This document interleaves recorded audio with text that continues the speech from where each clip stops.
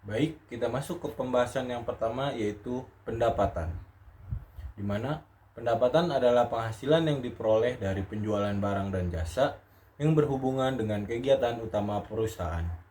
Contohnya, penjualan barang dagang, pendapatan jasa, serta pendapatan bunga, sewa, dan royalti. Selanjutnya, ada beban. Beban adalah penurunan manfaat ekonomi selama periode akuntansi dalam bentuk arus keluar atau berkurang aset, atau timbulnya liabilitas yang menyebabkan penurunan ekuitas selain distribusi kepada pemilik. Contohnya, beban gaji dan upah, beban penyusutan, beban iklan dan pemasaran, serta beban bunga.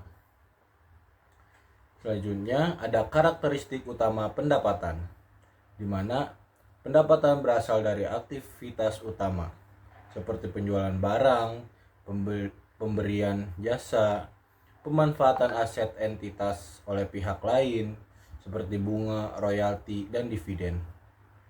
Selanjutnya ada arus masuk bruto, di mana belum dikurangi beban yang terkait. Selanjutnya ada menaikkan ekuitas pemilik, di mana berbeda dengan setoran modal dari pemilik.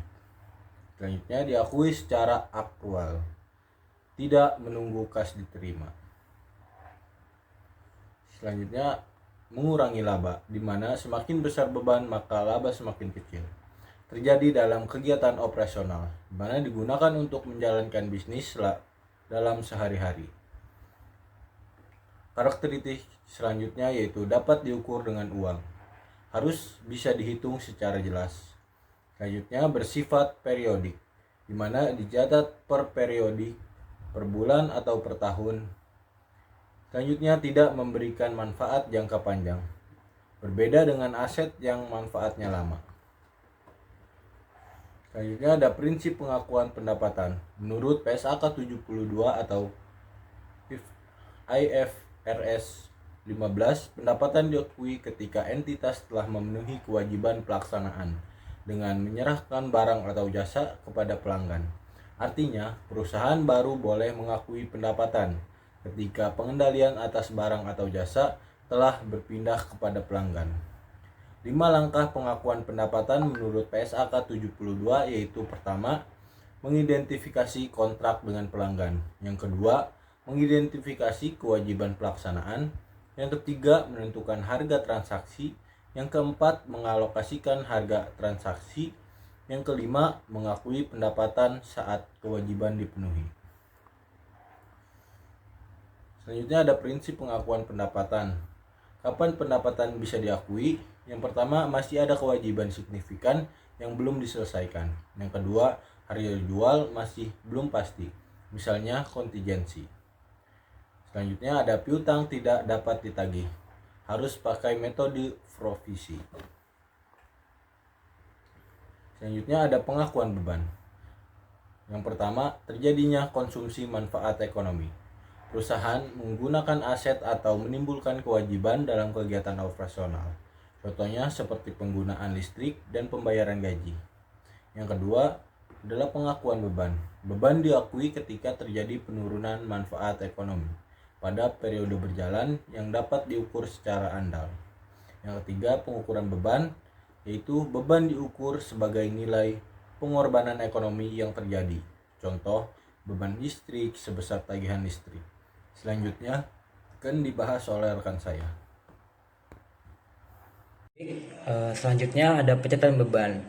Dalam akuntansi, beban dicatat di debit. Jika bertambah, beban bertambah di debit. Nah, kita bisa lihat dalam salah satu contohnya itu beban gaji di debit pada kas di kredit. Nah, selanjutnya ada penyajian laporan laba rugi. Jadi untuk menentukan laba bersih perusahaan, beban yang disajikan dalam laporan laba rugi itu akan dikurangi dengan pendapatan. Beban mengurangi pendapatan. Nah, kita bisa lihat rumusnya yaitu untuk mendapatkan laba bersih, rumusnya pendapatan dikurangi seluruh beban. Oke. Selanjutnya ada pengukuran pendapatan. Dalam PSAK 72, pendapatan diukur sebesar jumlah imbalan yang diperkirakan berhak diterima entitas sebagai pertukaran atas barang atau jasa yang diserahkan kepada pelanggan. Jumlah ini mempertimbangkan diskon, potongan harga, retur, dan imbalan variabel lainnya. Nah, eh, selanjutnya ada pengukuran beban. Nah, beban itu diukur sebesar nilai kas yang dibayarkan. Jadi ada kas yang dibayarkan, nilai kewajiban yang timbul, atau alokasi sistematis atas aset yang digunakan. Nah, kita bisa contohnya di mana beban penyusutan aset tetap diukur berdasarkan biaya perolehan aset yang dialokasikan selama umur manfaatnya. Nah, selanjutnya itu ada jenis-jenis pengukuran pendapatan. Jadi pengukuran dilakukan melalui pertama sini kita bisa lihat ada harga transaksi. Nah, harga transaksi itu adalah jumlah yang diharapkan diterima atau setelah diskon atau rebate, terus dialokasikan proporsional ke setiap kewajiban pelaksanaan berdasarkan harga jual. Yang kedua ada progres pemenuhan. Ini atau untuk overtime. Jadi situ ada dua metode di mana ada input dan output. Kalau untuk metode input sendiri itu merupakan berdasarkan usaha atau biaya yang dikeluarkan relatif terhadap total estimasi. Nah, contohnya sendiri ada persentase biaya terkait terhadap total biaya kontrak. Nah, selanjutnya ada metode output. Untuk metode output itu berdasarkan usaha atau biaya yang dikeluarkan relatif terhadap total. Contohnya adalah unit completed atau survei kepuasan pelanggan. Nah, habis itu ada jenis-jenis pengakuan beban. Nah, untuk pengakuan beban itu pertama ada beban yang sudah terjadi atau dibayar. Jadi untuk kasus ini itu langsung dicatat sebagai beban. Nah, kita bisa contohnya di sini ada beban listrik sebesar 1 juta. Jadi pada saat penjurnalan beban listrik didebit pada kas di kredit sebesar 1 juta. Nah, yang kedua ini ada beban sudah terjadi tapi belum dibayar atau akrual. Jadi bebannya itu masih harus dibayar. Contohnya itu beban gaji yang belum dibayar sebesar 30 juta. Nah, dalam penjurnalan nanti beban gaji didebit sebesar 30 juta pada utang gaji di kredit sebesar 30 juta. Habis itu ada beban dibayar di muka. Jadi untuk beban dibayar di muka ini awalnya itu bukan beban tetapi aset yang berubah menjadi beban. Contohnya itu bayar sewa 1 tahun sebesar 12 juta. Nah, di sini ada dua penjurnalan di mana pada saat pembayaran di jurnal umumnya tuh di debitnya ada sewa dibayar di muka sebesar 12 juta pada kas sebesar 12 juta. Nah, tetapi pada saat bulan tersebut sudah selesai, jadi pada saat ia membayar di bulan 1 Januari, nah pada 31 Januarinya itu maka kan satu bulan itu ketika dia bayar 1 Januari sampai 31 Desember. Nah, pada saat 1 Januari tahun kedepannya maka ada jurnalnya kas sebesar 12 juta pada sewa dibayar di muka di kredit sebesar 12 juta. Jadi yang pertama sewa dibayar di muka di debit bakal ditukar menjadi kredit untuk mengenolkan. Lalu ada beban penyusutan. Jadi beban penyusutan itu beban yang terjadi karena penggunaan aset tetap dan tidak ada keluar uang tetapi menjadi beban. Contohnya itu mesin yang dipakai nilainya akan terus berkurang. Nah, untuk jurnalnya sendiri itu beban penyusutan di debit pada akumulasi penyusutan pada di kredit gitu. Nah, selanjutnya ada pengakuan pendapatan saat penjualan atau penyerahan. Jadi metode pengakuan pendapatan saat penjualan merupakan cara yang paling umum digunakan dalam praktik akuntansi. Pendapatan diakui pada saat perusahaan telah menyerahkan barang atau jasa kepada pelanggan dan hak kepemilikan maupun risiko terkait aset tersebut berpindah. Dalam hal ini, transaksi dianggap selesai karena kewajiban kinerja atau performance obligation telah terpenuhi. Sebagai contoh, pada perusahaan dagang, pendapatan diakui ketika barang telah diserahkan kepada pembeli sesuai kontrak jual beli. Sementara pada perusahaan jasa, pendapatan diakui sebagai jasa telah diberikan atau pekerjaan telah selesai dilakukan sesuai perjanjian. Nah, pendekatan ini dianggap relevan karena pendapatan baru diakui ketika perusahaan sudah memperoleh hak atas manfaat ekonomi dari transaksi. Selain itu, metode ini juga sejalan dengan prinsip kehati-hatian atau prudensi, sehingga laporan keuangan mencerminkan posisi keuangan yang lebih akurat. Oke, selanjutnya akan dijelaskan oleh teman saya. Baik, selanjutnya ada perlakuan akuntansi untuk pendapatan kontrak konstruksi. Akuntansi proyek konstruksi adalah bidang akuntansi yang bertujuan khusus untuk melacak, menganalisis, dan melaporkan kesehatan finansial proyek konstruksi. Tanpa akuntansi proyek yang efektif, proyek konstruksi dapat dengan cepat lepas kendali, yang menyebabkan pembengkakan biaya, penundaan, dan bahkan sengketa hukum. Prinsip utama PSAK 72 untuk kontrak konstruksi mengikuti model 5 tahap. Yang pertama ada identifikasi kontrak yang memenuhi kriteria, yaitu adalah komitmen, hak yang jelas, substansi ekonomi, probable tagih. Lalu yang kedua ada identifikasi kewajiban pelaksanaan, misalnya desain, material, konstruksi. Yang ketiga ada tentukan harga transaksi, jadi kayak menentukan harganya lah ya, yaitu fixed plus variabel seperti insentif. Yang keempat ada alokasi harga ke masing-masing kewajiban. Yang kelima ada pengakuan pendapatan saat kontrol aset dialihkan ke pelanggan.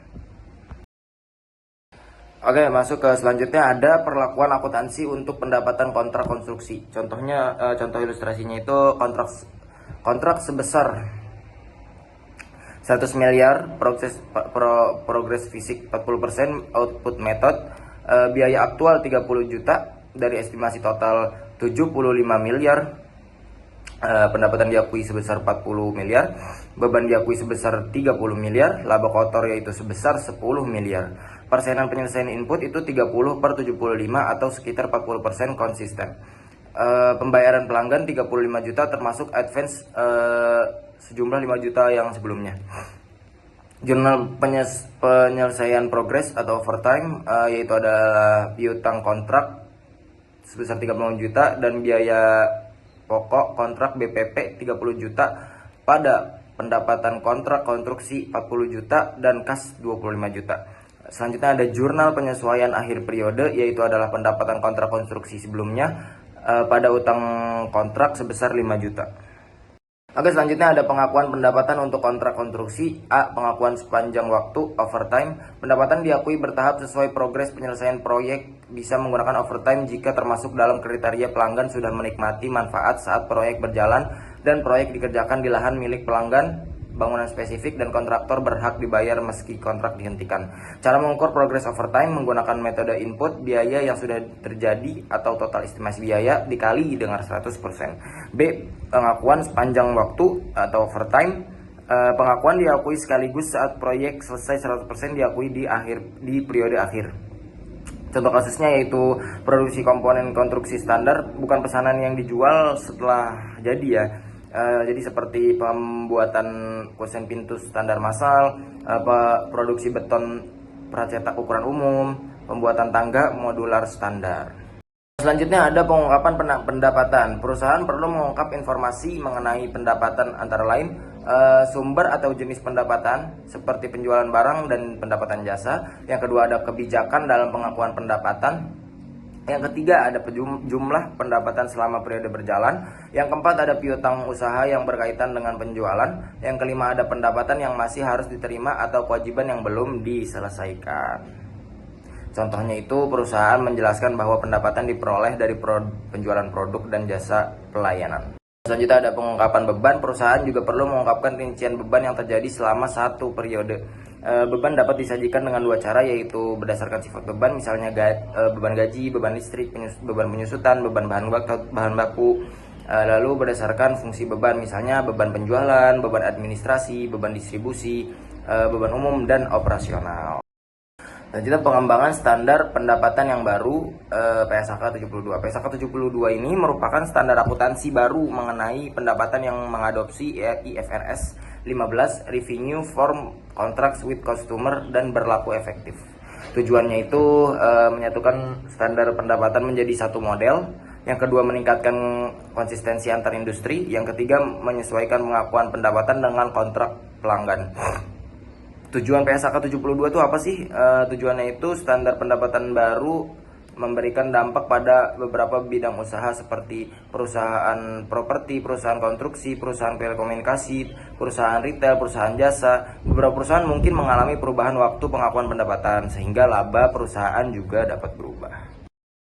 Jadi kesimpulannya nih, berdasarkan PSAK 72 yang efektif sejak 2020, pendapatan diakui menggunakan model 5 langkah, yaitu saat entitas memenuhi kewajiban pelaksanaan kepada pelanggan nih, baik bertahap atau untuk kontrak seperti konstruksi maupun sekaligus. Saat pengendalian aset berpindah, beban diakui sesuai konsep matching, di mana biaya langsung yang terkait dengan pendapatan dikapitalisasi sebagai aset kontrak dan dibebankan seiring progres penyelesaian. Sedangkan biaya tidak langsung seperti administrasi umum langsung dibebankan pada periode berjalan. Intinya ini pendapatan ini nggak lagi berbasis penerimaan kas atau pengalihan risiko, melainkan berbasis pengalihan pengendalian.